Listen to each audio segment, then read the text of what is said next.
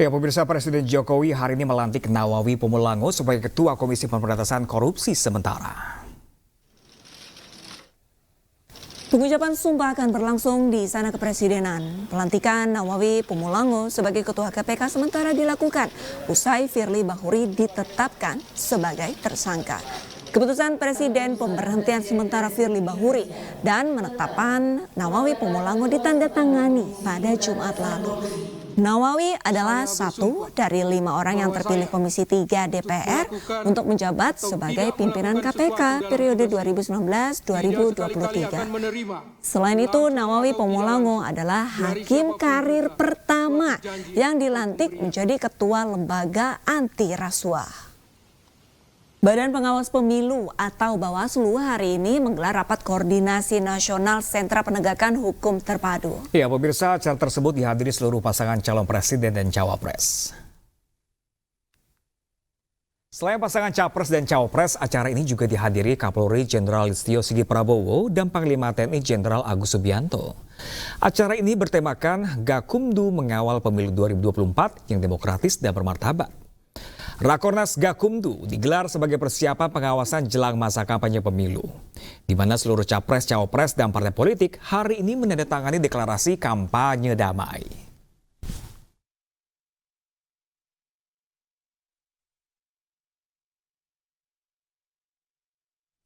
Ya, pemirsa, calon presiden, wakil presiden mengunjungi sejumlah daerah. Capres Ganjar Pranowo berbincang hangat dengan kaum milenial di sebuah warung kopi. Sementara Prabowo bermain bersama anak-anak di Kabupaten Pamekasan. Sedangkan Cawapres Caimin mengunjungi Subang dan bertemu dengan sejumlah tokoh.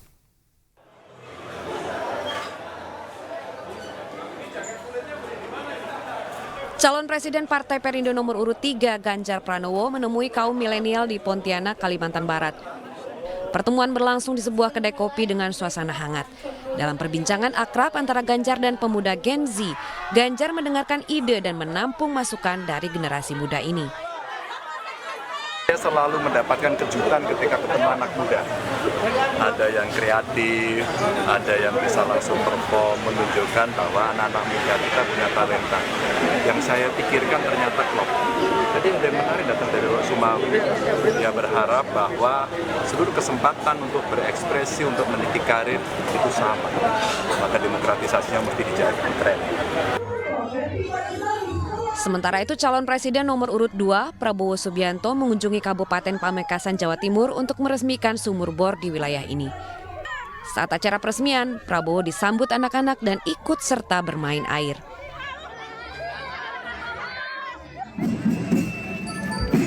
Cawapres nomor urut 1 Muhaimin Iskandar atau Caimin berkunjung ke Kabupaten Subang, Jawa Barat untuk bertemu dengan tokoh Presidium Pemekaran Calon Daerah Otonomi Baru. Dalam kesempatan ini, Caimin diangkat menjadi Bapak Pemekaran Daerah dengan prosesi pemasangan noken. Tim Liputan iNews Melaporkan. KPU Pemprov DKI Jakarta melakukan upaya jemput bola guna menyosialisasikan pelaksanaan pemilu 2024 di kawasan Car Free Day Sudirman Tamrin, Jakarta. Ya, pemirsa, posko layanan disediakan bagi masyarakat yang ingin mengajukan pindah memilih.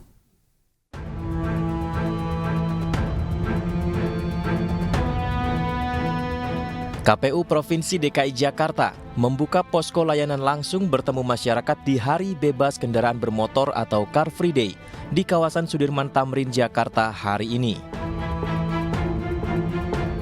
Di sini disediakan layanan pindah memilih guna memfasilitasi pemilih yang akan menggunakan hak suaranya di TPS di luar domisili, dengan syarat pemilih telah terdaftar dalam DPT atau daftar pemilih tetap di suatu TPS.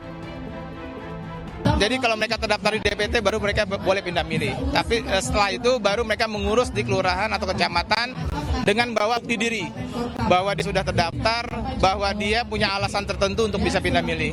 Kartu identitas, bukti terdaftar, sama bukti dukung.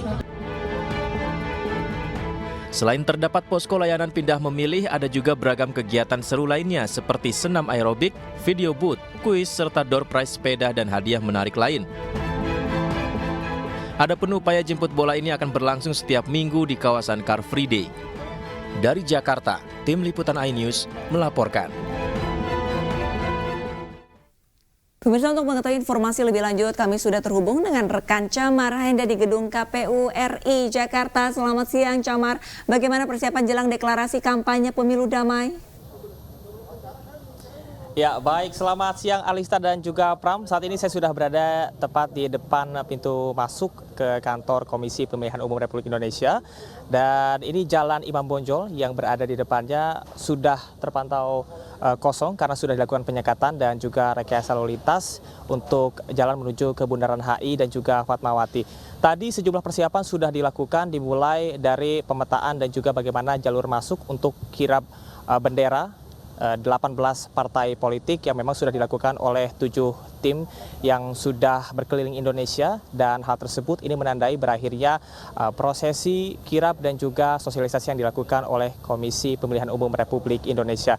Adapun acara untuk hari ini akan dilakukan sekiranya pukul 13.00 waktu Indonesia Barat, dimulai dari opening ceremony yang nantinya akan dimulai dari Geraha Mandiri menuju ke arah pintu masuk kantor KPU Republik Indonesia, dan nantinya akan ada penyerahan langsung dari Ketua KPU Republik Indonesia Hasyim Asyari kepada sejumlah pimpinan partai politik.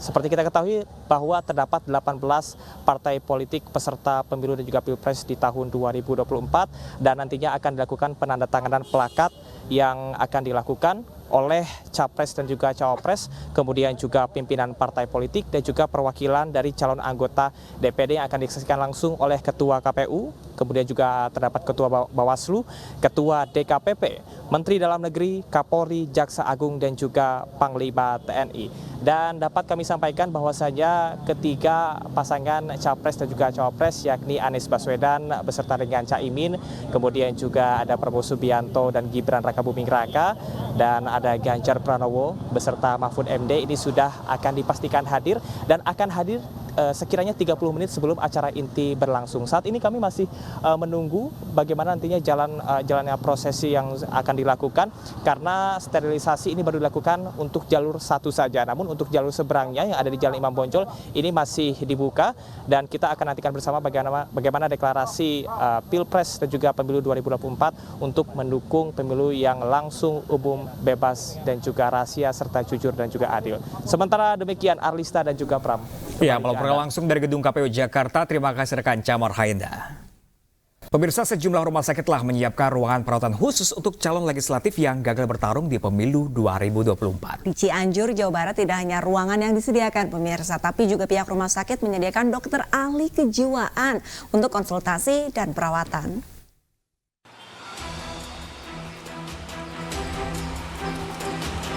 Rumah Sakit Umum Daerah Cianjur, Jawa Barat telah menyediakan 2 kamar khusus bagi calon legislatif yang gagal terpilih pada pemilu mendatang.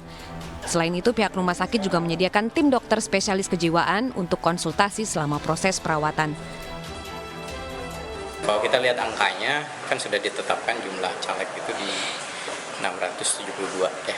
Lalu dan kursinya meskipun dapilnya bertambahan tetap di 50 ya. Jadi ada 7% kemungkinan caleg itu bisa menjadi anggota DPRD ya. Nah, dengan kemungkinan yang kecil itu tentunya juga meningkatkan tingkat stres ya. Sementara itu, di RSUD Oto Iskandar Dinata, Kabupaten Bandung, Jawa Barat juga telah menyediakan dokter dan ruangan khusus bagi caleg yang kalah pemilihan legislatif. Ruangan khusus rawat inap turut disediakan bagi pasien yang mengalami kondisi tertentu seperti gelisah, gemetar, susah tidur hingga tertekan dan cemas. Inap memang sampai saat ini kita masih belum punya ruangan untuk pasien dengan gangguan jiwa. Jadi kalau arahan pimpinan harus dilaksanakan, kita siap Pak. Karena kita punya potensi 314 tempat tidur yang baru dimanfaatkan itu di angka 250. Pihak rumah sakit bekerja sama dengan berbagai pihak untuk melayani calon legislatif yang mengalami gangguan kejiwaan akibat gagal menjadi anggota dewan. Bimbingan juga akan dilakukan oleh tim dokter serta psikiater berpengalaman, serta diberikan kepada pasien dengan gejala ringan hingga berat. Dari Cianjur dan Kabupaten Bandung, Jawa Barat, Erik Farizal, Muhammad Andi, iNews melaporkan.